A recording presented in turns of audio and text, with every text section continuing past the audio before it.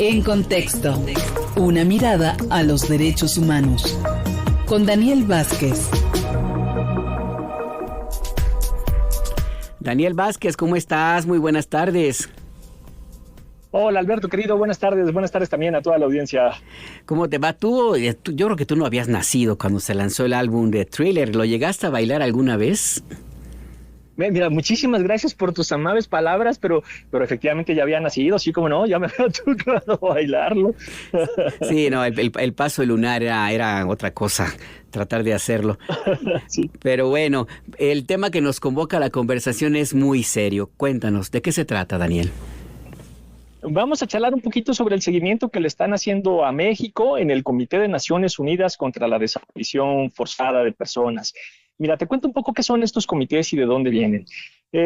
Ahí ya una de las principales consecuencias de la Segunda Guerra Mundial fue la formación de la Declaración Universal de los Derechos Humanos, esto el 10 de diciembre de 1948, y a partir de esa declaración pues hicieron una serie de convenios, de tratados internacionales que fueron dando forma al derecho internacional de los derechos humanos que se sigue en algo que conocemos como el Sistema de Naciones Unidas. Salió obviamente esta Declaración Universal, pero también los pactos de derechos civiles y políticos, la Convención contra la Discriminación Racial, de los derechos de los niños y las niñas, contra la violencia que sufren las mujeres. Y una de las convenciones es precisamente la Convención Internacional para la Protección de todas las personas contra las desapariciones forzadas. Esta es una de las convenciones más recientes. Esta la adoptó la Asamblea General de Naciones Unidas muy recientemente en 2006, entró en vigor en el 2010. Y México la firmó en diciembre del 2008 y finalmente la ratificamos hasta el 2012. Entonces tiene pocos años que se está aplicando esta convención que justamente lo que busca es que no haya personas desaparecidas en términos generales. Y todos estos documentos internacionales, ya sea, como decía hace un rato, los pactos de derechos civiles y políticos, la Convención contra la Discriminación y también obviamente esta Convención en contra de la desaparición de personas, tienen comités. Estos órganos, que son comités de Naciones Unidas, tienen tres funciones en especial: interpretar las convenciones, recibir informes cada determinado tiempo, a veces son 2, a veces 4 años, depende de la convención, reciben informes sobre el cumplimiento de los países, cumplimiento de los países sobre lo que dicen las obligaciones que se establecen en estos tratados internacionales, y en especial reciben también denuncias sobre casos específicos, cuando tengamos graves violaciones a derechos humanos.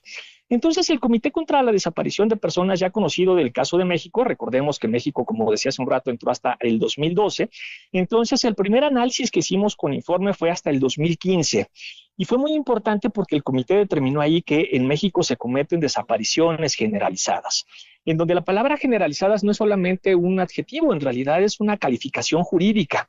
Esto quiere decir que las desapariciones en México son de forma masiva, que bueno, como lamentablemente sabemos son miles de personas desaparecidas, que se cometen además en todo el territorio nacional y se realizan en completa impunidad. Hicimos una segunda evaluación del informe sobre cómo se encontraba México en noviembre del 2018 y se ratificó que lamentablemente en México se cometen desapariciones de forma generalizada. Y debido a eso, el comité hizo una visita a México en noviembre del 2021, a lo cual recayó un informe y observaciones finales entre el 22 y el 23. Y la principal conclusión fue, una vez más, que en México se cometen desapariciones de forma generalizada, a la par que se abordaron otros temas relevantes en el informe, como por ejemplo la crisis forense y la falta de controles civiles y eficaces sobre las Fuerzas Armadas. Durante todos estos años, del 2012 hasta el primer semestre del 2025, además, el comité ha emitido 773 acciones urgentes. Es el país que más acciones urgentes ha recibido, el caso de México. Y las acciones urgentes significa que invitan al país a tomar medidas inmediatas a fin de buscar y proteger a una persona o evitar una violación grave de derechos humanos. Entonces, como ves, el comité ha hecho una revisión desde el 2012 y hasta la fecha de cómo se encuentra la situación de las personas desaparecidas en México. Y justo por eso es que decidió aplicar algo que se conoce como el procedimiento del artículo 34.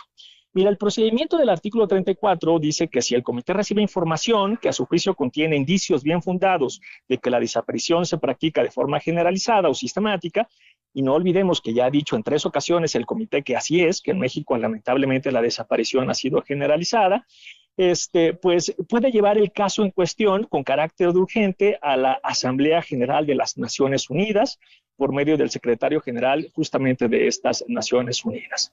Es la primera vez que se aplica este procedimiento. Nunca antes se había aplicado el procedimiento y es muy probable que lleven a México en general a la Asamblea General a discutir pues qué es lo que está sucediendo con las desapariciones con carácter generalizado en el caso de México y qué debiéramos hacer como Naciones Unidas, como sistema global, como sistema mundo con respecto para ayudar de alguna manera al gobierno a que pues obviamente detengamos este proceso de desapariciones y de desapariciones forzadas. México tenía como plazo para enviar la información a que se refiere este artículo 34 el pasado jueves 18 de septiembre.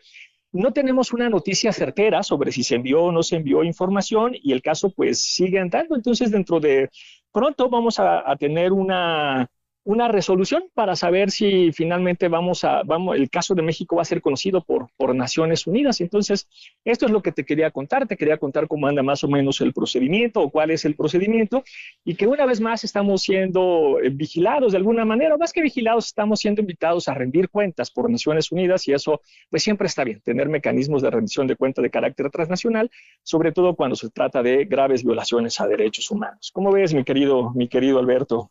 Es un tema polémico, sin duda alguna. La crisis humanitaria que significa la desaparición de personas no puede ocultarse, no debe ocultarse, está allí, es parte de nuestra realidad.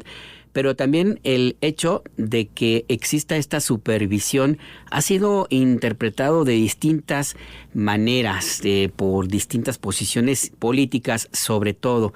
Pero al final del día lo que debe prevalecer es el bien de la persona y terminar con esta crisis humanitaria. ¿Cuál es la ventaja desde tu punto de vista como especialista, Daniel, de que exista esta supervisión, vigilancia, como le querramos definir, pero esta participación inclusive de organismos internacionales, que no es nada más para cuestionar, sino también eventualmente, y debería ser el primer tema, para ayudar a solucionar esta profunda crisis humanitaria, Daniel?